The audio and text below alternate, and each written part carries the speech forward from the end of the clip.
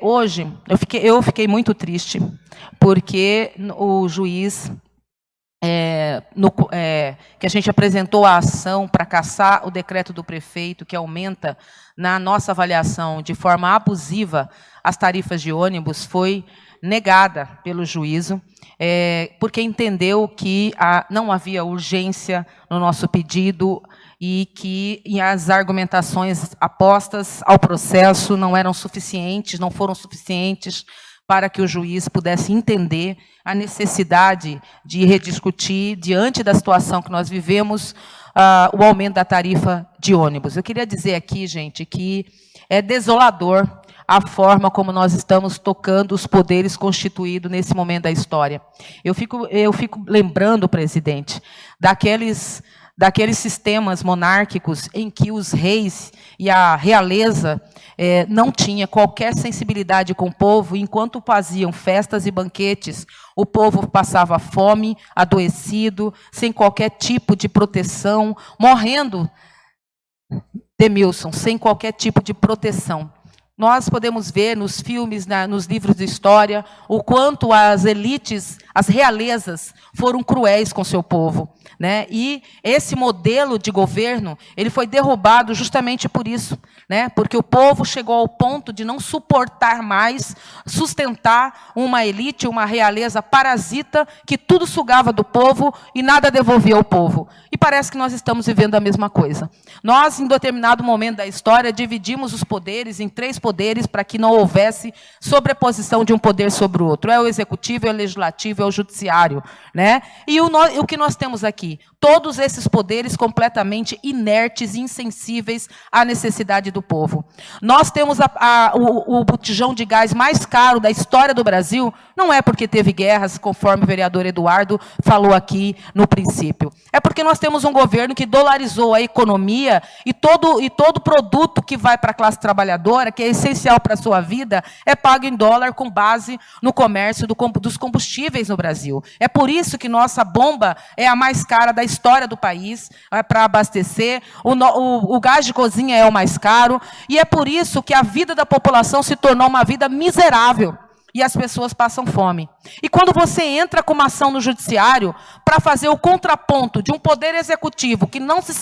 sensibiliza com o sofrimento do povo, para fazer um contraponto do poder judiciário que está, na sua maioria, dominada pelos interesses do poder executivo, o que nós temos? Uma parte dessa realeza, nos 3 poderes que foram divididos o Estado brasileiro, é totalmente insensível também ao sofrimento do povo. Não basta a lei federal que institui a política de transporte coletivo no Brasil dizer lá, em alto e bom som, que os preços da passagem têm que ser preços módicos, que no artigo 12 está descrito lá que a passagem, o transporte coletivo é um direito universal. Portanto, o Estado, a realeza, que constitui os 3 poderes, não pode se esbanjar no banquete enquanto o povo não tem dinheiro para pagar a passagem, porque a passagem é um bem público essencial e tem que ser, conforme a lei, universal, ou seja, todos têm que ter o direito a utilizar.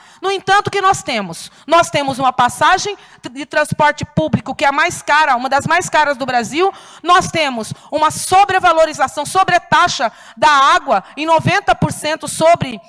o esgoto. Nós temos uma carestia generalizada que impede a população de ter acesso aos alimentos, mas nós temos um dos poderes mais caros, de duodécimos, mais caros do mundo e do Brasil, que é o poder judiciário, o poder legislativo, e uma capital do Estado, um dos estados mais ricos do Brasil, que tem como orçamento público mais de 4 bilhões de reais e não consegue garantir o acesso aos bens mínimos para a população ter direito, o direito a existir, a ir e vir, a se alimentar. Então, eu fico pensando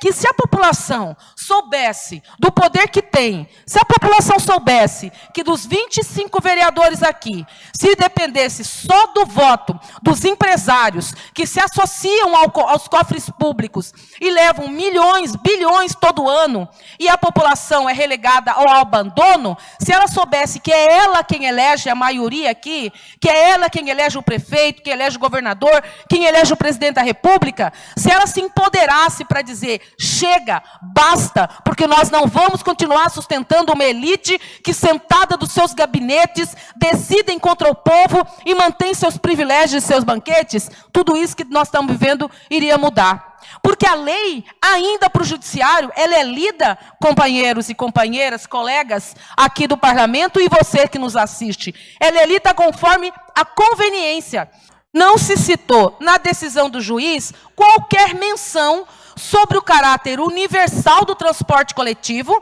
sobre o direito fundamental que está descrito na lei federal e sobre o caráter de tarifa módica que está descrito na lei federal e na lei complementar aqui do município que estabeleceu a competência da ARSEC em relação ao transporte público. As leis são citadas para decisões do juízo conforme a compreensão política do juízo que decide. Assim como aqui nesta casa e nos parlamentos do Brasil afora, não é o direito fundamental da população que preside a decisão da maioria dos parlamentos, e sim a conveniência e os interesses de alguns. Portanto, é com tristeza que eu digo, ou a população compreende o que significa política e faz política, ou nós vamos continuar